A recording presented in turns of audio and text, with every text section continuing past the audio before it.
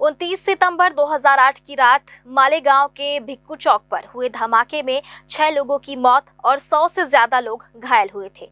इस मामले की शुरुआती जांच महाराष्ट्र एटीएस ने की और हिंदू दक्षिणपंथी संगठनों से जुड़े लोगों की गिरफ्तारी के बाद भगवा आतंकवाद जैसे विवादित शब्दों का इस्तेमाल शुरू हुआ।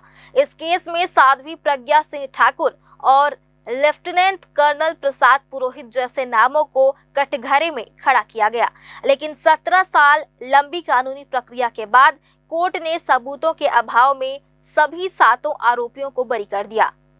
एनआईए ने भी एटीएस की जांच को खारिज करते हुए अदालत में कहा कि कोई ठोस प्रमाण नहीं मिले। बिलासपुर में साध्वी प्रज्ञा की बड़ी बहन उपमा सिंह ने इसे सत्य की जीत और भगवा पर से कलंक मिटने का दिन बताया।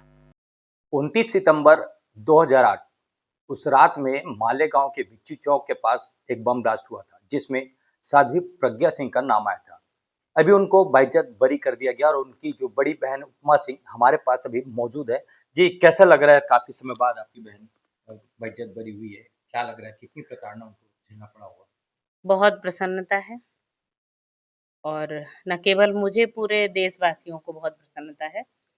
सभी सनातनियों को प्रसन्नता है। मेरी ओर से ईश्वर को, गुरुदेव को बहुत-बहुत धन्यवाद, न्यायपालिका को बहुत-बहुत धन्यवाद। प्रताड़नाओं का दौर प्रतिदिन चलता था और नई-नई तरह की प्रताड़नाएँ होती थी। कभी मेडिकल प्रताड़ना, तो कभी मीडिया की प्रताड़ना, तो कभी सोशल मीडिया की प्रताड़ना, तो कभी लोगों की द्वारा मौखिक प्रताड़ना, व्यवहार में प्रताड़ना। आप के लिए गिनना कठिन है कि प्रताड़नाएँ किस-किस स्तर पर दी जा सकती हैं। वो इन पूरे 17 वर्षों में हम लोगों ने देखा और जाना कि किस तरह से किसी को टॉर्चर किया जा सकता है। पहले 14 दिनों तक उनको बिना अरेस्ट किए हुए ऐसे ही उठा के ले गए और 14 दिनों तक इल्लीगल रखा।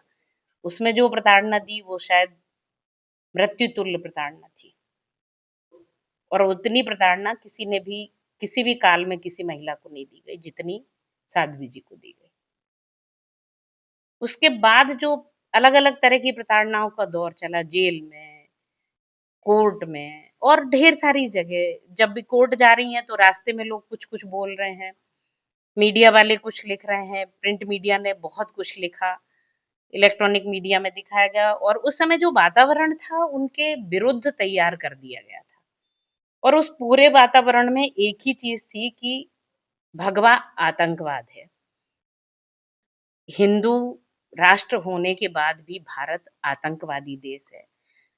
ये सब साबित करने की कोशिश जिन लोगों ने की थी, जो राक्षसी प्रवृत्ति के लोग हैं, उन्होंने की थी। एक षड्यंत्र के तहत योजना बनाकर उनको फंसाया और इस तरह की प्रताड़ना में उनको सीधा-सीधा फंसा करके और उनके शरीर को, उनके मन को, उनकी आत्मा को तोड़ने की कोशिश की। लेकिन वो सन्यासी हैं, इसलिए शतरानी हैं, इसलिए और चंबल की हैं, इसलिए वो जीवित हैं, सक्षम हैं, सबल हैं, आज भी सुदृढ़ हैं और अपने स्थान पर मजबूती के साथ खड़ी हुई हैं। एटीएस दावे की थी, एटीएस ने जिस तरीके से दावे की थी उस समय जब उनको हिरासत में लिया गया था कि जो बाइक जिसमें ब्लास्ट हुआ था वो उन्हीं के नाम की थी। लेकिन जब एनआईए ने जब इस जांच एजेंसी को जब इस घटना को अपने उसमें जांच एजेंसी में लिया, तब उन्होंने ये सिद्ध कर दिया कि वो गाड़ी उनके नाम पे नहीं थी। तो उसका हकीकत आप बता सकती है, क्या वो असल में क्या था कि गाड़ी किसकी थी या नहीं थी?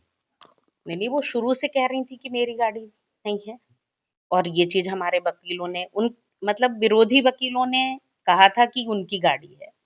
जांच एजेंसी ने कहा था, जांच एजेंसी जो ट्रांसप्लांट जांच एजेंसी थी, एटीएस ने कहा था कि उनकी गाड़ी है, परंतु वो शुरू से कह रही थी कि मेरी गाड़ी नहीं है, मैं कब से बेच चुकी गाड़ी आड़ी। मेरे पास कोई गाड़ी ही नहीं थी। संन्यास लेने के बाद भी उन्होंने कभी कोई गाड़ी छुई नहीं। उसके पहले से भी वो गाड़ी उनके पास नहीं थी। ये तो एक षड्यंत्र था जिसमें जब आप षड्यंत्र करके किसी को फंसाना चाहते हैं, तो आप लोग मीडिया वाले आप अच्छे से जानते हैं कि उसके लिए भूमिका तैयार की जाती है। तो इसी तरह की एक भूमिका उनके खिलाफ तैयार की गई थी और वो शुरू से कह रही थी कि मैं इसमें नहीं हूँ, मैं इसमें अपराधी नहीं हूँ, मैंने कोई अपराध नहीं किया है। तो आज के दिन यानी कोर्ट सीधे कोर्ट से साफ भी तौर पे एक भगवाधारी, एक हिंदुत्ववादी नेता को फंसाने की पूरी साजिश थी, साफ आपका ये कहना है। हाँ, ये चूँकि कांग्रेस को ऐसा लग रहा था कि अगर वो भगवा को आतंकवादी बना देंगे तो जो तथाकथित आतंकवादी हैं अ, एक विशेष संप्रदाय के लोग जो हमेशा आतंकवादी होते हैं, हर आतंकवादी उसी संप्रदाय का होता है, तो ऐसे लोगों के कुकर्मों पर पर्दा डल जाएगा। बस ये प्रयास था और इसी के तहत उन्होंने एक षड्यंत्र किया और उस षड्यंत्र में भगवाधारी थी इसलिए इनका नाम जोड़ करके और इनको प्रताड़ित किया। तो कैसा लग रहा है अब जब आपकी बहन रिहा हो गई तो? मैं अपने पेरेंट्स के लिए बहुत भावुक हूँ आज कि वो आज इस समय को अच्छे समय को देखने के लिए धरती पे नहीं है और स्पेशली मेरे पिताजी जो कि सदैव से ये कहते थे कि हम सच हैं और सत्य की जीत होगी। हर काल में वो समझाते थे हम लोगों को और साध्वी जी के साथ उनका एक विशेष कनेक्शन था। तो वो हमेशा कहते थे कि हर हर काल में राष्ट्रवादी लोगों को कष्ट सहन करना पड़ा है, पर अंत में जीत उन्हीं की हुई है। समाज में उन्हीं का सम्मान है। इसी तरह से इस कलिकाल में भी साध्वी जी जैसे राष्ट्रवादी व्यक्ति की जीत होगी और आज न्यायालय की तरफ से हमारी जीत हुई है।